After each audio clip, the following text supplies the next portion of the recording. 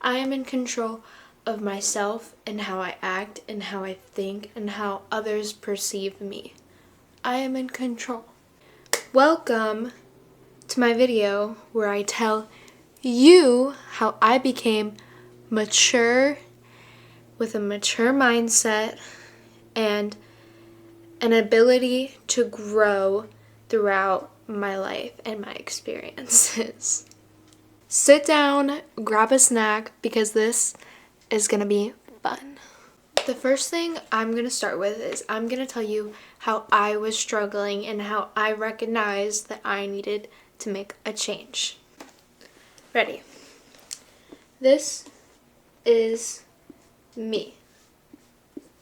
You see this? This is me. These are the people that I surrounded myself with.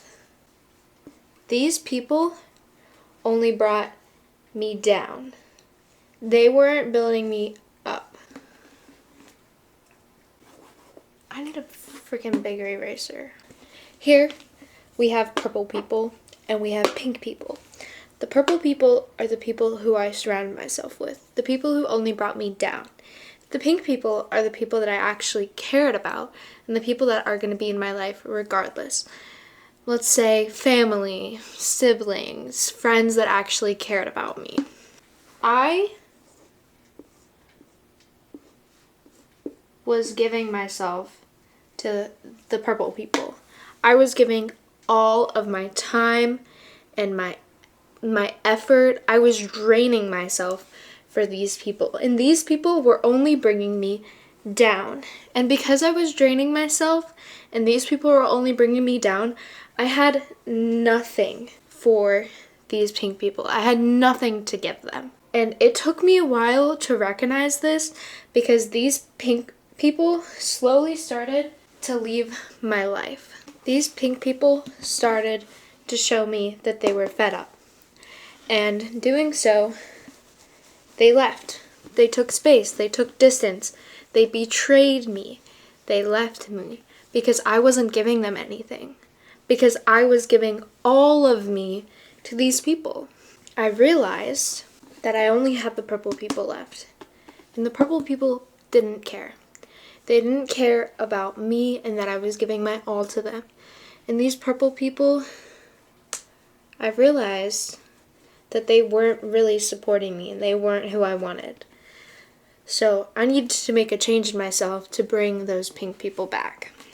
And in order to bring those pink people back, I had to give all of myself to myself. And this is how I did that. First of all, it takes time. It takes time to find yourself, and it takes time to find out what you need to better yourself. And in order for me to do that, I had to take time away from everyone, including purple and pink, and I had to isolate myself to see what was really going on inside. And while doing that, I read a lot of books. And I read a lot of books and I marked things down to help me become better. Okay, this first book I'm going to reference here is called A 3-Minute Positivity Workbook. Workbooks helped me so much because I was able to fill in and think through what my answers were to these problems. And I was able to identify things. And this workbook, specifically by Susan Reynolds, has sections.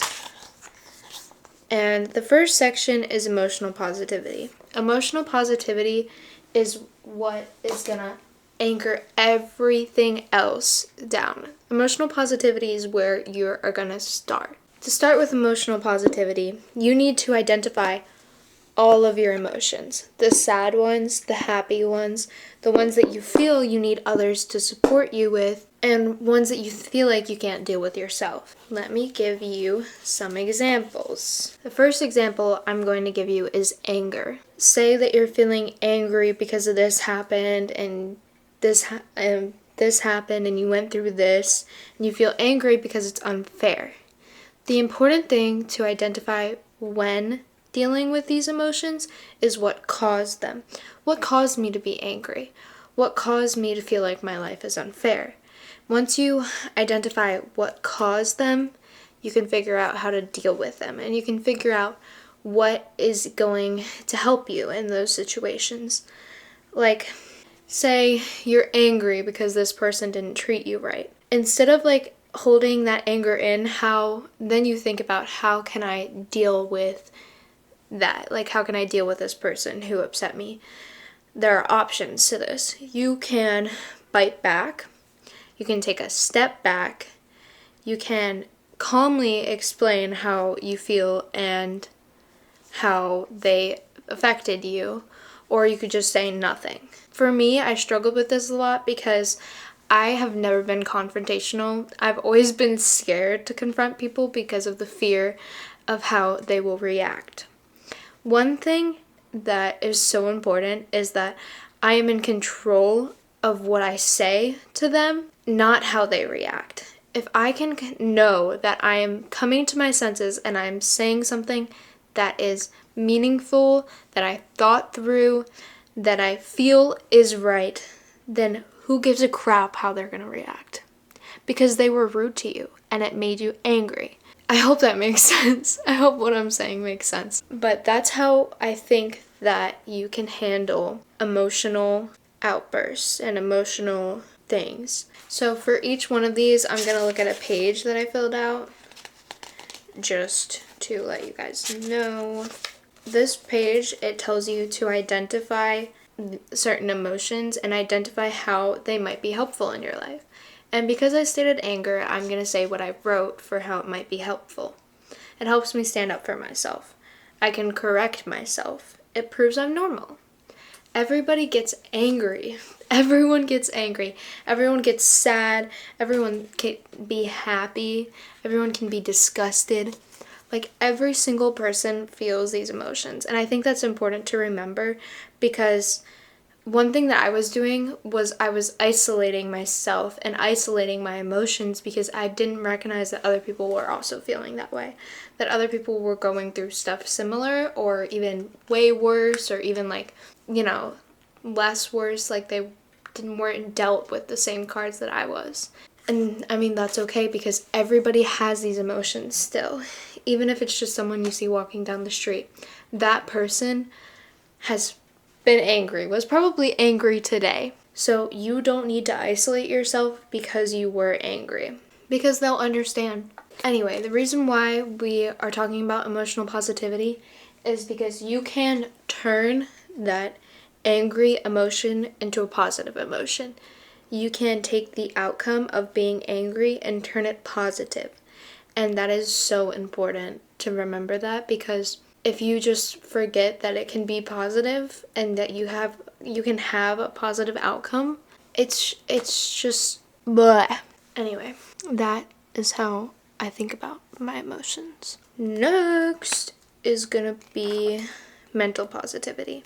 The first page in the mental positivity section, it says, we often struggle to control situations, other people, and how we behave in certain situations and our own emotions.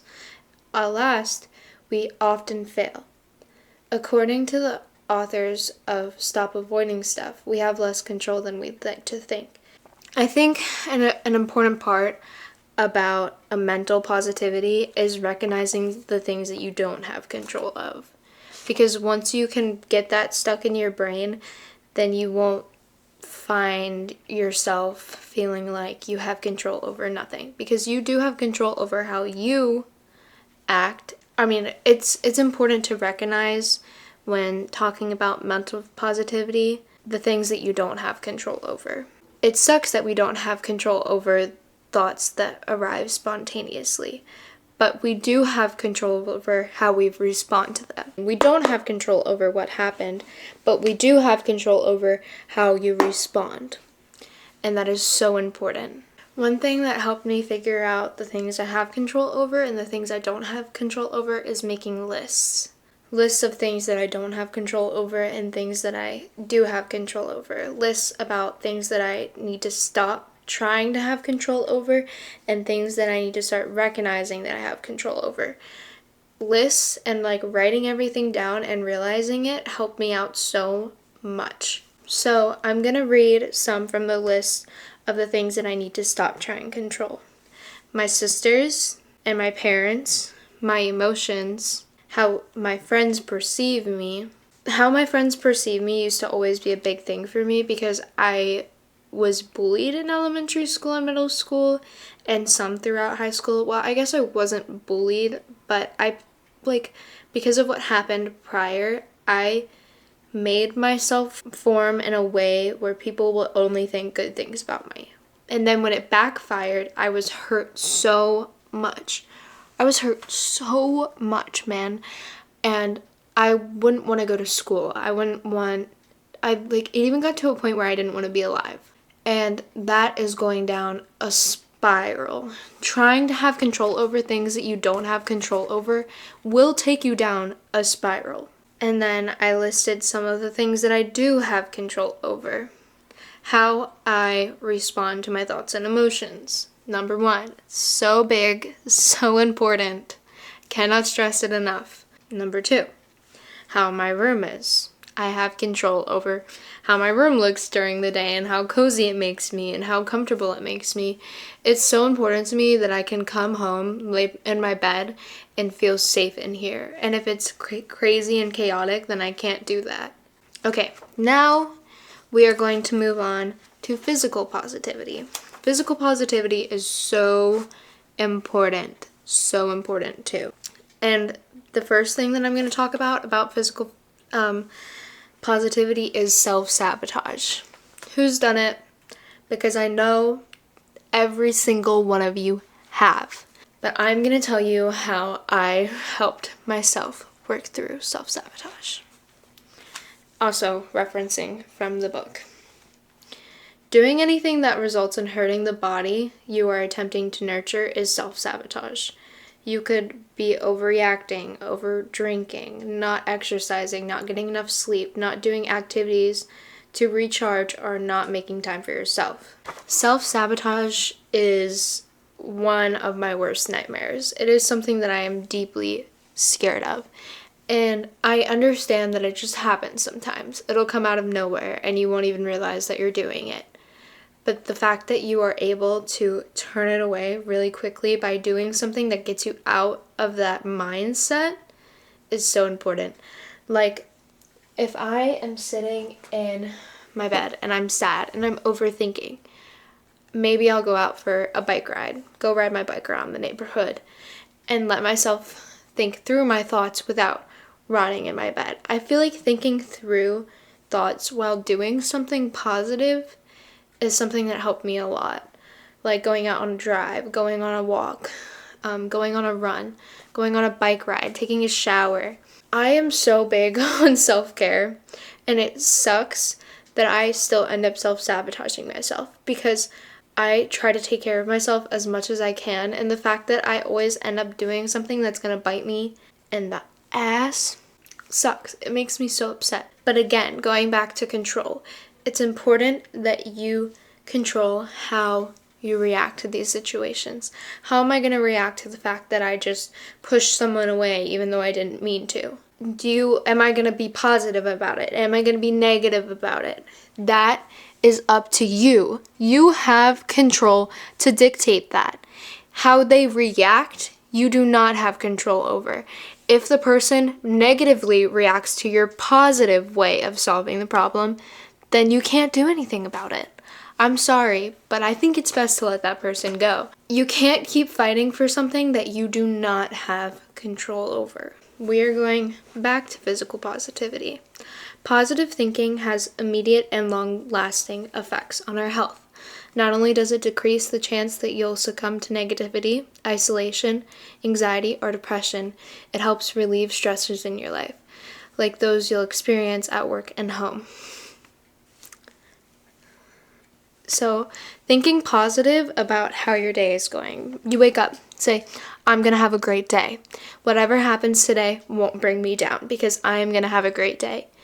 I can guarantee you 9 times out of 10 that you will have a great day no matter what happens to you because you woke up thinking, I'm going to have a great day. And as long as you carry that positive mindset throughout the day, then I promise you're going to be fine. And this is still something I struggle with. Like, I am not a morning person. I'm not going to get out of the bed and say, I'm going to have a great day. But I'm not going to get out of the bed and act rude to everybody else, because that is just guaranteeing that I'm going to have a bad day. Now, on to self-positivity.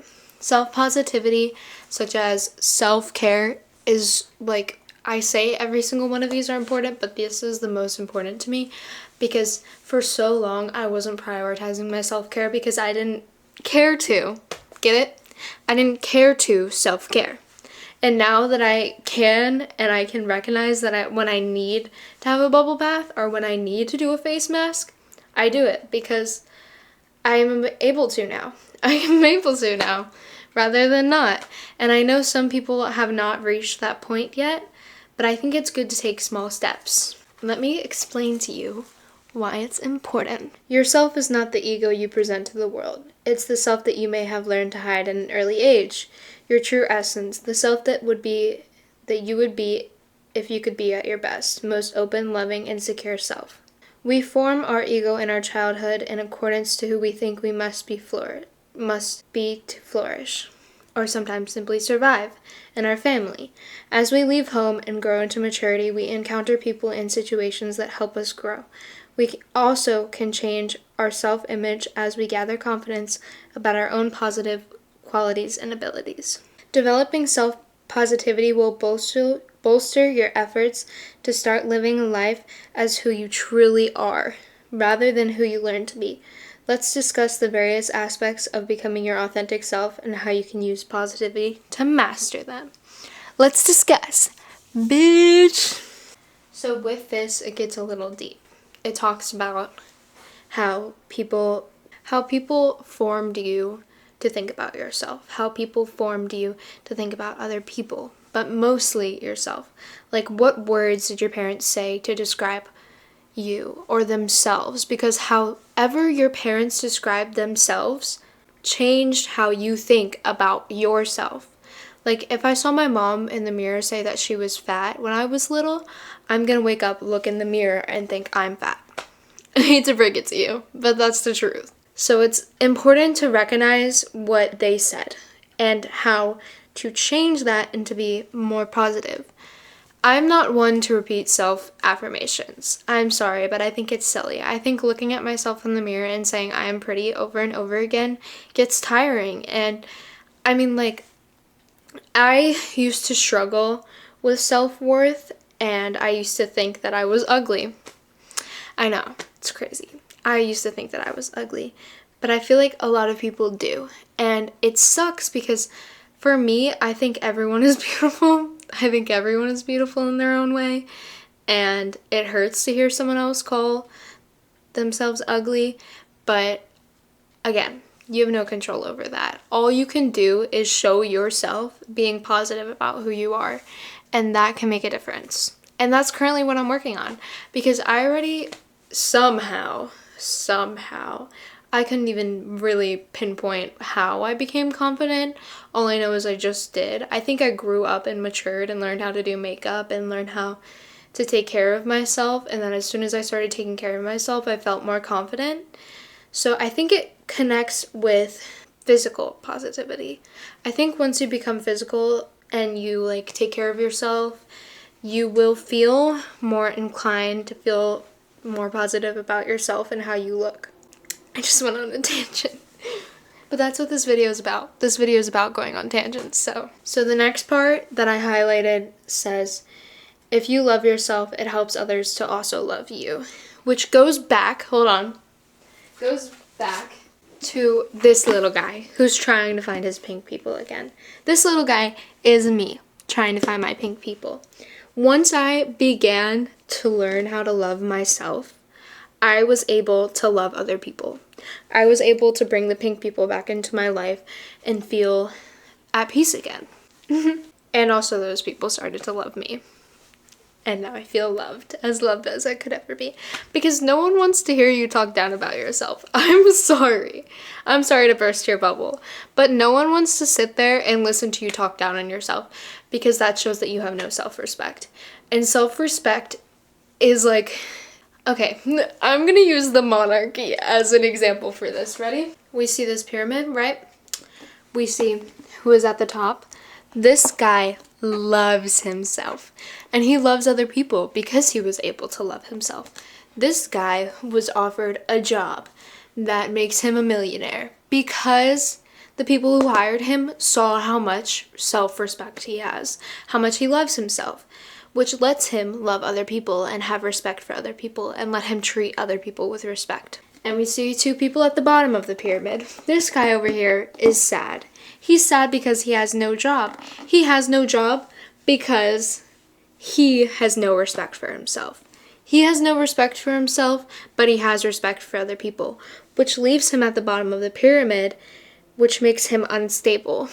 And I wish I had, you know what I wish I did? I wish I did like a seesaw, but I don't have a seesaw right now. Or like one of those scales, but whatever. He is uneven and he is unstable and he is unhappy because he doesn't love himself and he doesn't have a job. This guy over here, he's angry. And he's angry because he doesn't have respect for other people. He has respect for himself, but he doesn't have respect for other people because he thinks too highly of himself. And I think it's important to remind yourself how to be humble. Okay, yeah, I'm beautiful and I'm gorgeous and I'm so pretty, but I have my faults. I have my faults. I don't make my bed every morning. I don't make my bed every morning. I don't do my laundry every week. I don't do my laundry every week. And I'm humble because of it. I'm humble because of the people who do their laundry every week. The people who do make their bed every day. Anyway, it's important to be humble because once people see that you're not humble, you have no job. You have no friends. You have no family. Maybe that was a little too extreme. You get the point. I hope you get the point. I hope you get the point. There's like a couple more things about this, but I'm not going to go through that because I don't have time for it. The next book that I'm going to reference is this book called Get Out of Your Way by Russ. Yes, Russ the singer.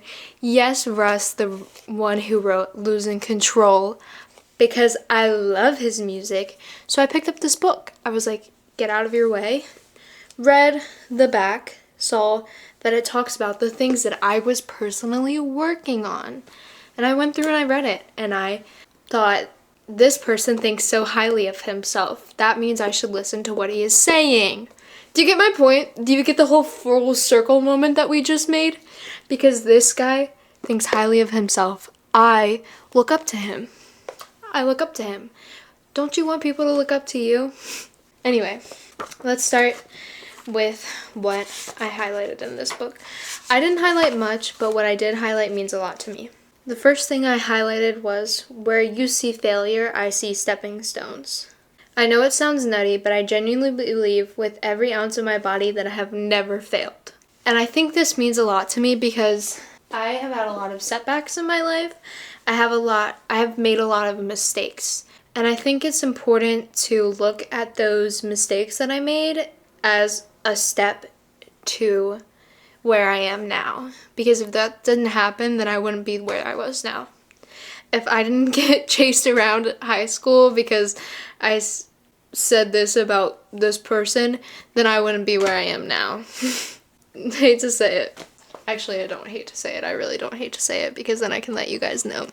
The next thing I highlighted, it says, my confidence or cockiness, whatever you want to call it, isn't fueled by a sense of superiority and isn't based on my success. I am successful because I am confident, not the other way around. I feel like I am successful and was able to get to where I am now because I was confident that I could do it. If I wasn't confident that I could do it, then I would never be here. And I 100% wholeheartedly believe that, because without confidence, I don't think that I would have been able to build myself back up. I think confidence is the key to happiness in the world. Once you feel confident about who you are and how you act and your personality, you will flourish. You will flourish and you will become so happy and you'll be surrounded by the people who actually care about you and the people who are actually there for you. Okay, I actually didn't highlight anything else in this book, but I did write, if you convince yourself that you are successful, you will be, which also goes along with the whole thing I was saying. Because I convinced myself that I would be successful and that I am successful, I was. I just think that it's like manifesting, I guess. You're manifesting in a way that you will be successful because you're thinking that you are successful. Manifesting is all about convincing yourself by telling yourself it over and over and over again. Like the whole thing about positive affirmations. You look yourself in the mirror, you say, I'm gorgeous, I'm pretty, I'm gorgeous, I'm pretty. For the people who actually follow through with that, they always find themselves beautiful and pretty. It's just manifestation. That's all it really is. This last book I have is called Manifesting Your Intentions.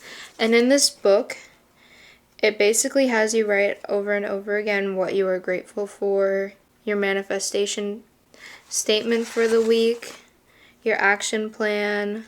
And I want you, if you're sitting there, I want you, if you don't have anything to write down on, it's okay. If you do have your phone though, I would write it down in your notes app. Write down 3 things that you are grateful for. Please do it. I'm gonna dance while you do that. Go, write it down what you're grateful for, write down what inspires you every day, write down who puts the food on your plate, go do it. I hope you guys did it. If you didn't do it, you watched me dance awfully. Congratulations. Now that you have gone and do that, I want you to read it over to yourself. Think about why you wrote those things. I know you know why you wrote those things, but think deeper than that. Think what caused you to write those things. What caused those things to do that for you? Like say I am grateful that my friends are there for me. Why are my friends there for me? Why are they there for me? Because I'm a great person and I'm a great friend to them. Mind blowing. I know, right? To get to where you want to be, you have to follow through. You have to follow through with all of these things that I told you. You can't just do it once. Once is not enough. You have to be consistent about it. Consistency is key. Consistency is key. Consistency is key. Consistency is... What is it? It's key. Now let's jump back to this little guy right here. You remember this guy? You remember how he lost everyone? Well, because this guy's me. I don't know why I keep saying I'm a guy. I swear I'm a girl.